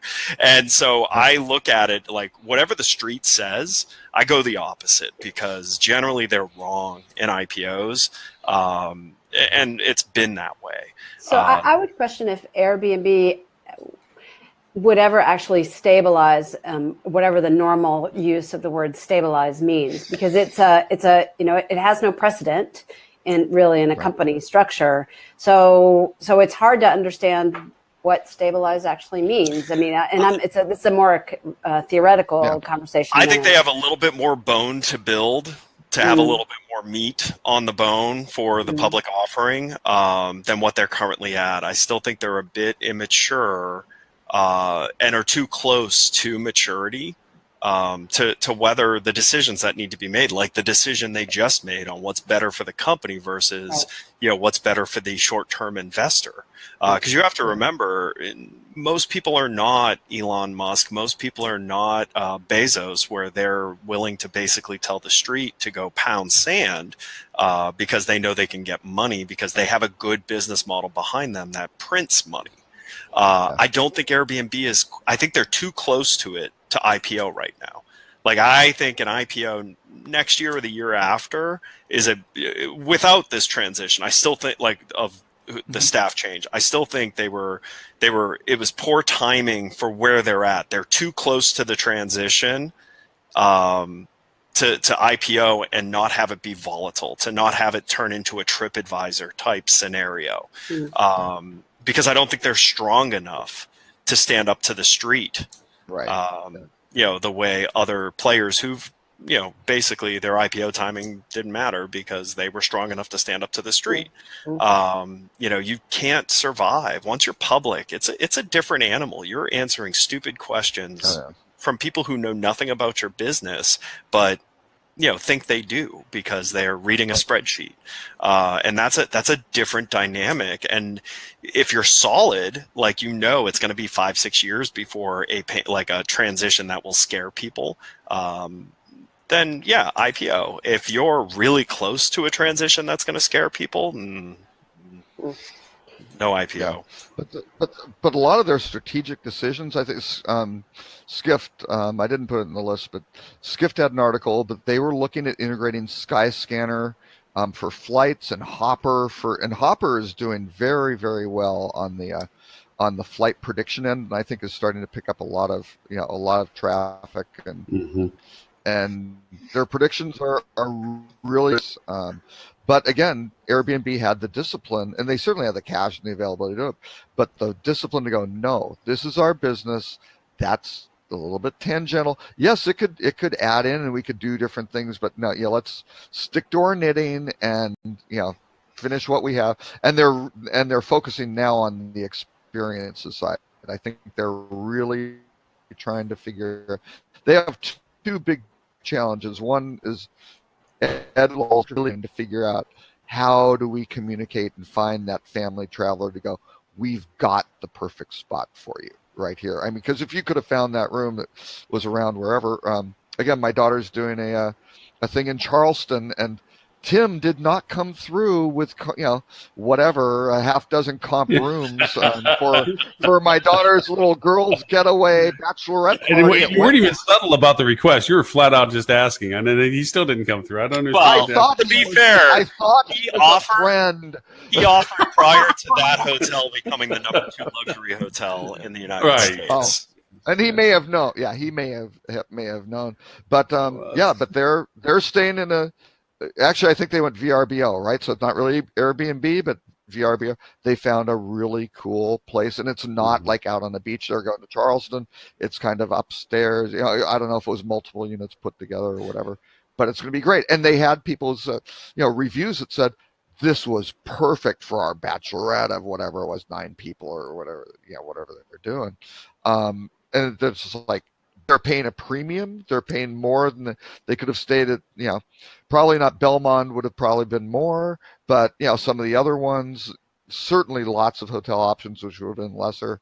And they went with the unique experience, which tying back actually, again, to the Hedna thing was a guy from NTT, kind of tech writer was talking, said, customers are not loyal to brands; they're loyal to experiences and travel. That is the bottom. Nice. Yep, I like that is the future, right? Yep. So we stayed. When I was on vacation last week, we rented a house in Santa Fe through VRBO, and I'm not a big fan of the host communication in Airbnb, which is one of the reasons I don't use it all that much. I find that the communication with Airbnb hosts is awfully fiddly.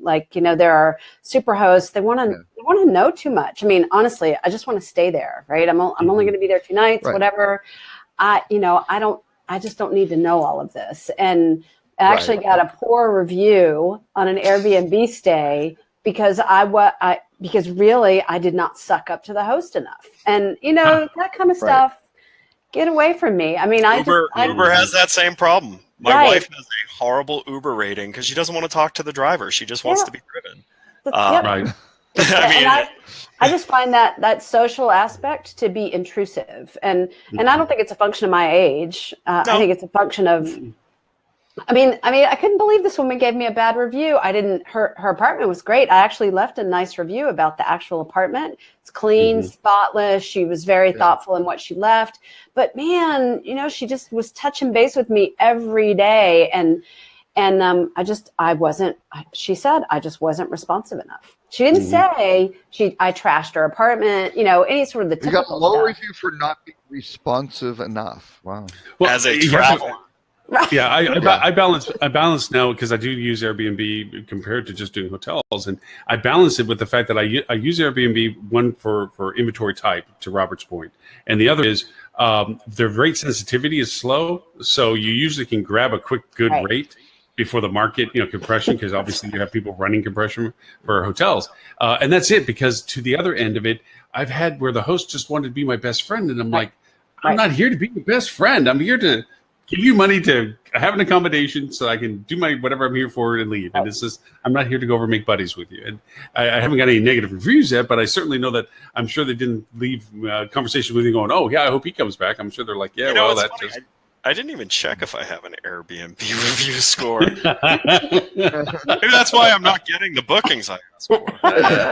Maybe. I want to get to one of the rut rows, and it's the one about the followers and bots and so forth that I think is not an eye opener. It's been known for us for a long time. For those who have to mess with this stuff, it's I think now that's become known to the general population as to how some of this works. That I think is the eye-revealing point. Well, and I like, if any of you stopped looking at your email when we started the show, because I know we give it 100% of our focus, Tim actually had another example of how that applies to the ad industry and some of the less than above board practices of the ad industry. Savory, yes. So I wanted to bring this, because it's a great article, great piece of research by really nice piece of research by the New York Times. They tied together a lot of complicated things to actually show and depict clearly this black market on the influence side of the world. But I wanted to bring it because it actually made a point that I run up against a lot, which is hoteliers' obsession with vanity metrics and not understanding how damaging vanity metrics can be to an organization. And it's not just hotels, it's actually businesses in general. I drive the people here crazy because we use Salesforce as a system of truth of everything. I refuse to use the reports as a way to make decision. I use them as an indicator on where I want to deep dive to look into the detail, because reports, I never trust reports.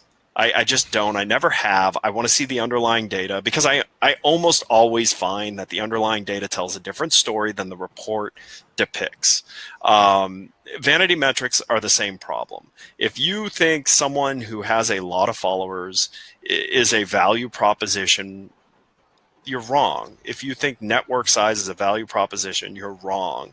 If you think anything in life can be tied down to one simple metric as a measure of true understanding of quality, you're wrong.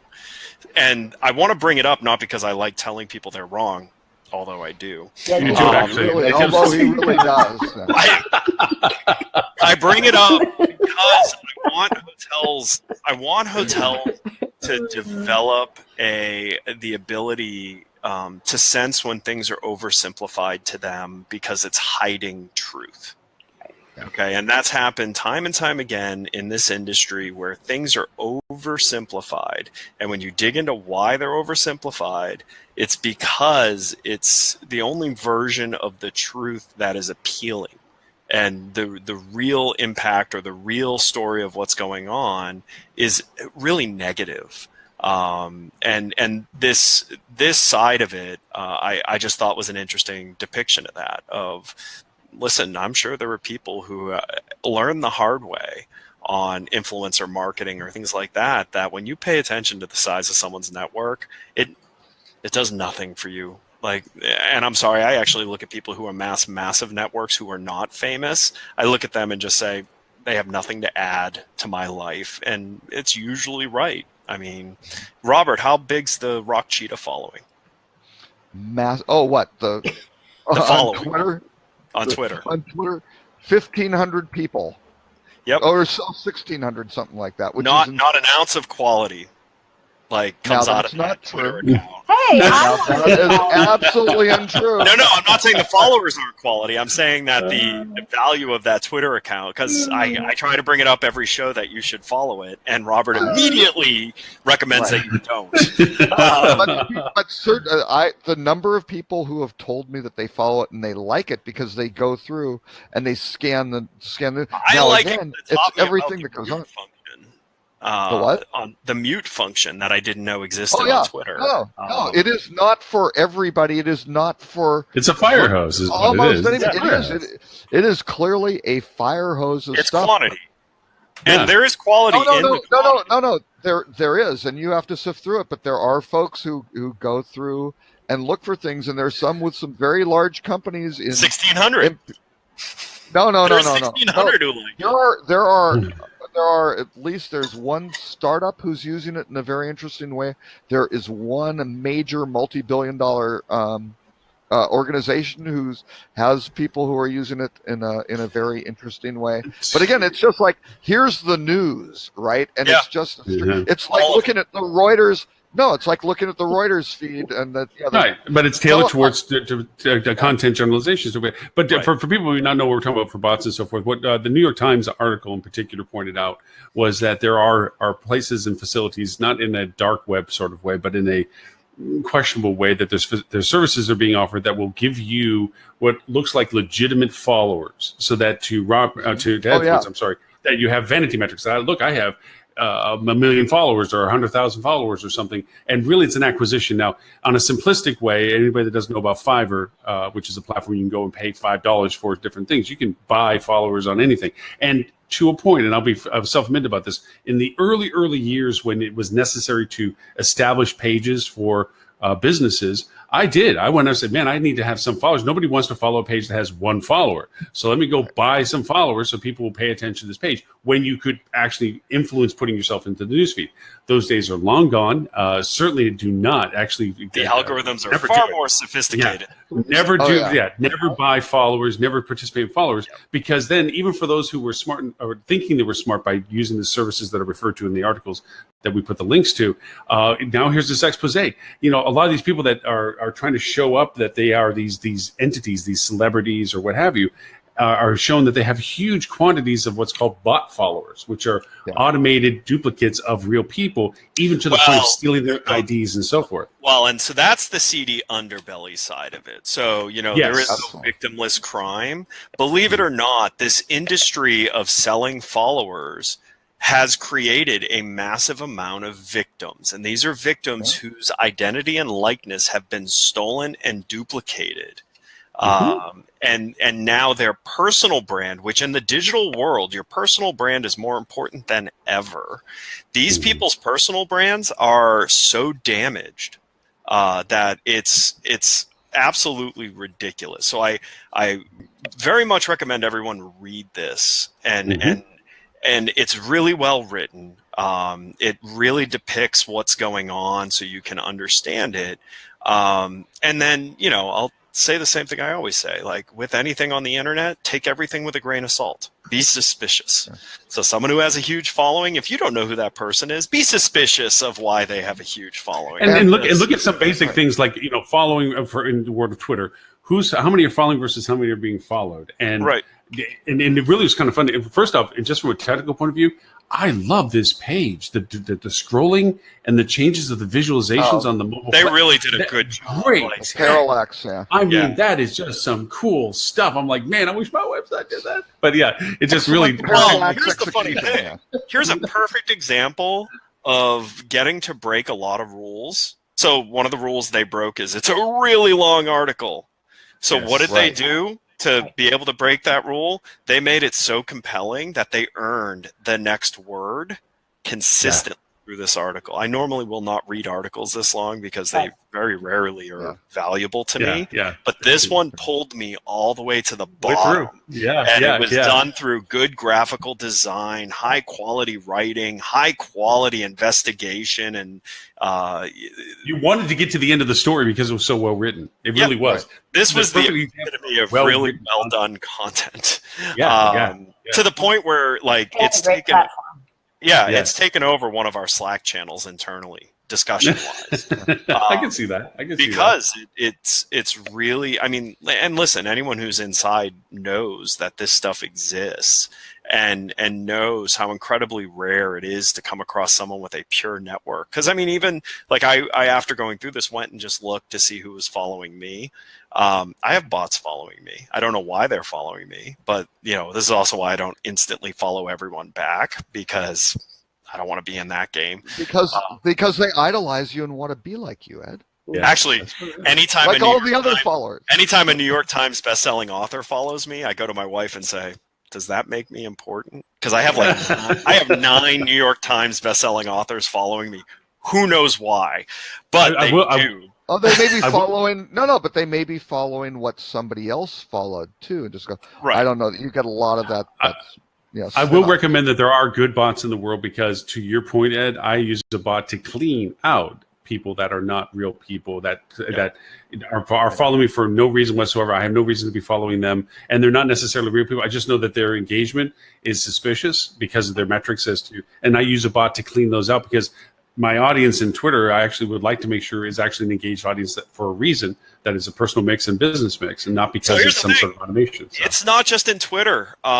This is rampant in Instagram. It's horrible in Snapchat. And in Snapchat, Snapchat and Instagram, what's interesting is there are technologies that went through and looked at everyone's profiles on other social networks and stole your main profile name in Instagram. Right. Yeah. And in Snapchat.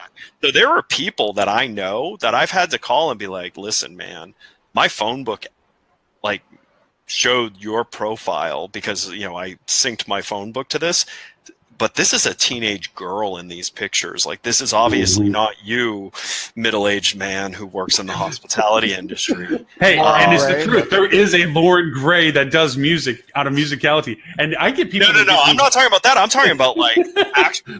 I get hate mail. I get hate mail. On Snapchat. No, but I mean, I just get hate mail because of the fact that, like, well, you're trying to be like Lauren Gray. I'm like, I am Lauren Gray. And it's like, no, she's the singer. And I'm like, yeah, that's that Lauren Gray. It's, you know, some teen girl that has like 2 million followers or something. It's like, yeah, I get hate mail. It's like, you should give her your Twitter address. I'm like, no, I don't need to. I've been here first. So there. But yeah, it is.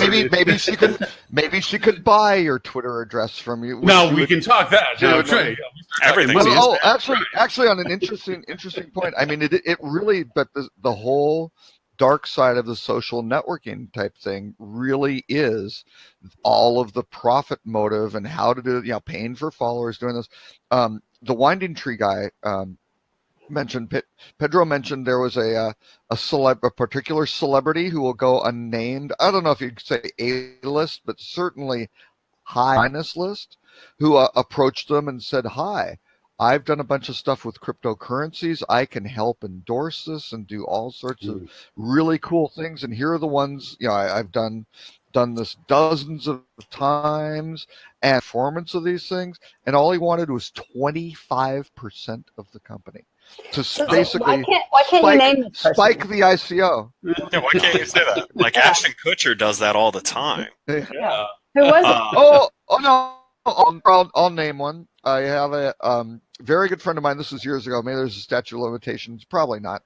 But Julia Roberts, who everybody loves, and actually I'm relatively convinced she probably wasn't doing it, but it was probably somebody on her management team or things like that. Know a woman out of Texas who does super high-end baby bedding, like bumper pads and covers, kind of nursery stuff. And I mean, we're talking really high-end. Bunch of NBA basketball players, and it's good quality stuff, but she gets insane prices. Hollywood celebrities, all these people. She kind of does not, but she does all the whatever you call that, the soft goods for it, right? That's great. Julia Roberts was going to have twins, right? And so one of her management people contacts and says, hey, I'd like to, would you like to do Julia's nursery? Oh my God, that'd be fantastic. And get some information, comes up with some ideas, sends a bid, and they come back, go, wow, this is fantastic. Julia loves it. We want, but we didn't think it would be at any charge. And she's like, I'm so sorry. I misinterpreted. So what is she going to be, doing some press with the nursery, and you're going to be mentioning that I did this? I didn't think you'd do it, and I'm certainly not. I wouldn't have been asking for something like that. But if she's going to, okay, oh no, Julia will not do that. It was like, wait a second. So you just wanted it free because you just want free. Someone who was at the time, I believe, the highest paid actress in Hollywood.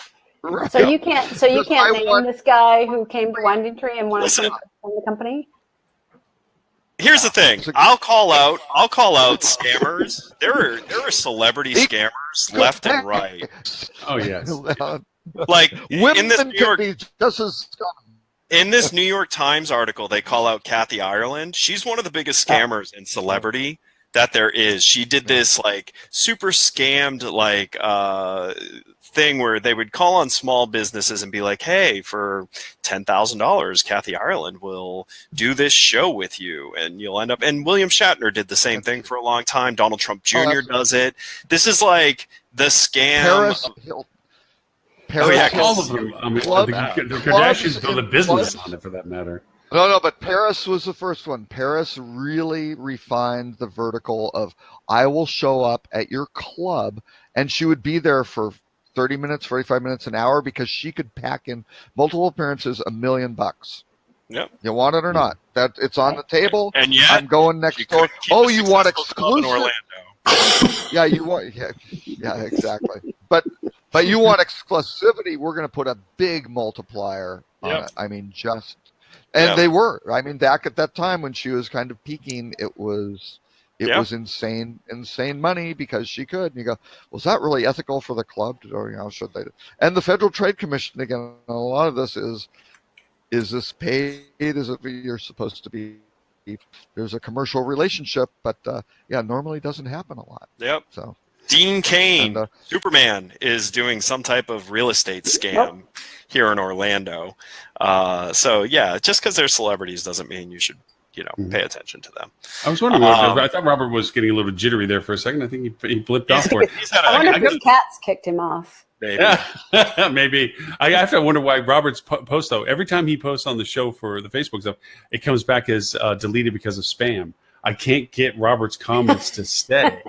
And I'm beginning to wonder why. It's like, gee, Robert, I mean, every one of your posts on comments get labeled as spam. So, but no, to that end, and to say that from a business perspective, I have a couple other personas like on Facebook that are safety net accounts for business accounts. Because, case in point, my guy that I have hired that does social media, 3 years ago, and this is legit, 3 years ago, he posted a publicly posted from his college image of some sort of sporting event.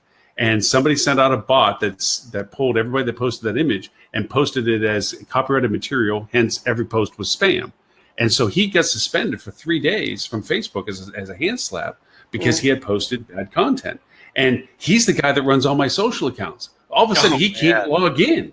Yeah. And it's like, so, we have a backup persona that we use that we attach to account, because business manager aside, it's a means, it's kind of not a backdoor, but it's an alternate way of getting into the account to be able to handle and manage the accounts because it's necessary.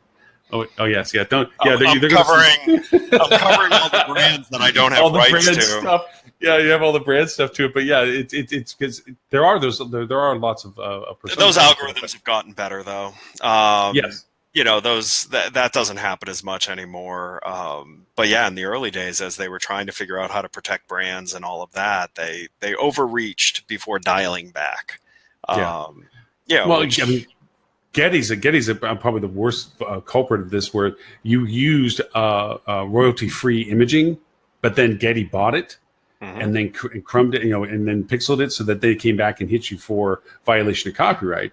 And charge you $800 or $900. I mean, there was like a huge scam thing running out there. They were chasing all these people down for image usages that were royalty free at the time of usage, but because they got purchased, then it turned into, okay, now there's a copyright issue, and you actually had to fight the fact that you had used the image prior to it. I've gone through a few legal variations of that where we actually had the lawyers send it to Getty saying it was royalty free at time of usage, validate that the date that you purchased it compared to the date that you're augmenting. So we've had those conversations. Mr. Robert, you're back. Ed uttered the words Dean Cain, which I must have some malware. But it was just Webinar Jam. Everything else worked. I have no idea. Wow. Yeah. He has the secret safe word. He has the secret safe word to knock you offline. I guess so. Wait till you see what happens when I give the real keyword. We're coming up on 2 hours, and I know that. I got to be out of here. Is there any last of the items of it, since we have just a couple more minutes? Well, or more importantly, because we've like usual have dominated this. Valyn, anything you wanted to talk about today? Oh, I feel like I absolutely be had my say today. I'm good. Okay. Thank you. I do actually have one thing to say. Here's how you pronounce my name, Ed. It's Valyn, like Valentine. Valyn. I'm never going to say it right. Then I'm never going to answer you. Okay. Ed cannot be taught. We've tried, but he There's a reason I have never been an employee. It's because once something's in my brain, it's in my brain. And you like to tell people no, right? You like to tell people no. And so that's not a hallmark of a great employee. Right. I'm honest about it. I know my weakness. Very aware of it. It's one of the burdens Ed has struggled with, being omniscient his entire life. It's really tough. Yeah. I did say one of my wishes. Valyn, because he likes you, he isn't telling you you've been mispronouncing your name your entire life. I mean, okay, that's actually pretty valid. To that end, Valyn, because I'll just say, I think with your last name, I think Valyn flows better with your last name. It's actually why I've always had a hard time with your first name. Valyn Perini. I think when we met, I had a different last name. Just to throw into the mix. Mm. Oh, different name. Maybe right. But now, my excuse. So you married the wrong guy, Valyn, because it messed up the whole. It messed up the last name. My brain pronounces your first name. We have never tried to analyze Ed's brain. It just doesn't work for us. Although I do make the comment that if I wish I was as right as Ed is confident. If I was that right, it would be a wonderful world. But to that end, if they want to reach out to you or know more about what you do, where can people find you? Are you talking to me? Yeah. Yes, I'm sorry. Yeah. I'm sorry. Yes, I just started the way that. So I'm Valyn Perini. You can find me email valyn.perini@norone.com, at Valyn Perini on Twitter, Valyn Perini on Skype. That's the beauty of having a very unique set of names. Yes. Just look for Valyn Perini and you can find me just about on any channel. If you're not an early adopter, having a unique name is definitely the best way to go. Mr. Ed, where can people find you, sir? On social, Edward StOnge. And you can find out about Flip2 at flip.to.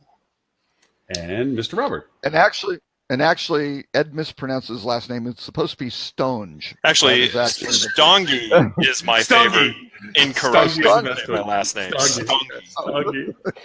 I'm not sure what nationality StOnge is, but telemarketers really prefer that pronunciation of my name. Yeah, it has a little bit of an Eastern European type. I don't know. StOnge. No, to that Ed, is it Ed? Do you prefer Ed or Edward? Because I mean, I've gone both ways on that conversation. Eddie. If I'm in trouble, it's Edward. It's Otherwise, Edward. Okay. It's Ed. And if I'm a 3.5-year-old, it's Eddie. Eddie. Okay. Well, there it is. All right, Mr. Robert. If they want. And because I'm always in trouble, it is Robert. So Robert, it's not Bob or Bob. It used to be, actually, I evolved from Bobby to Bob to Robert. Wow. Whatever. Okay. And that was not my doing. That was just kind of accepted by the environment. It was actually by the shade of his hair color is how it changed. Oh, perhaps. Yes, exactly. Yeah. I saw that old picture of you that you posted. You were a handsome devil. You know who you look like is Paul Rudd. Paul Rudd. That is such a backhanded thing to say to somebody. You were handsome. You were handsome. I don't know what the hell happened, but you were handsome. No, you're good looking too. Yes, the impact of age on just the human is a horrifying thing. You're still a handsome devil. I'm just kidding. More devil than handsome, but I'm tempted to send a modern picture of you to Paul Rudd just to send him a warning. Because it's very funny how much you look like Paul Rudd in that picture. I have to say, back in the day, not many people compared me to Paul Rudd. No. I don't know why. Probably because his parents weren't born yet.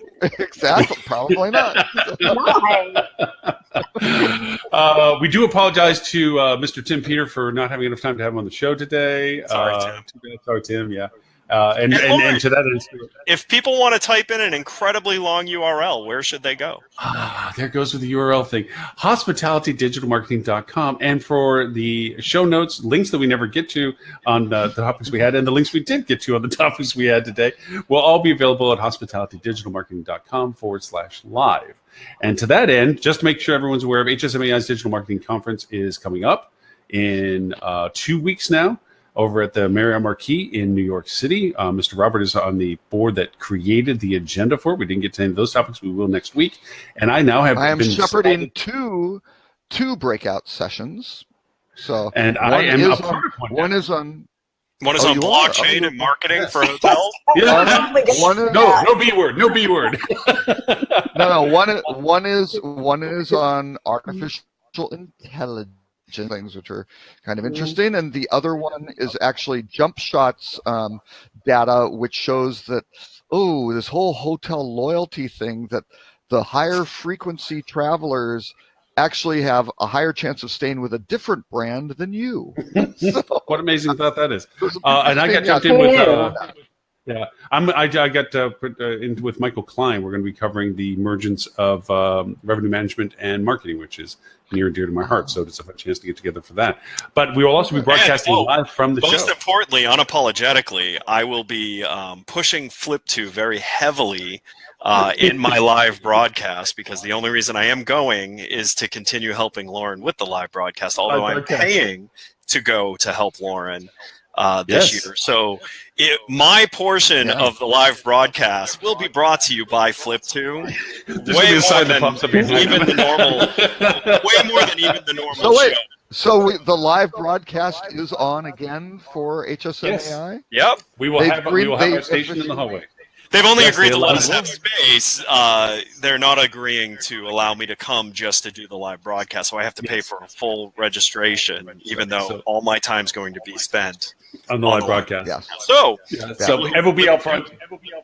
It'll be a sign with Flip2 on the background. To that end, thank you, everyone, for the time that you spent on the show today, as always. And thank you very much for the conversational topic and the B word that we talked about today as well.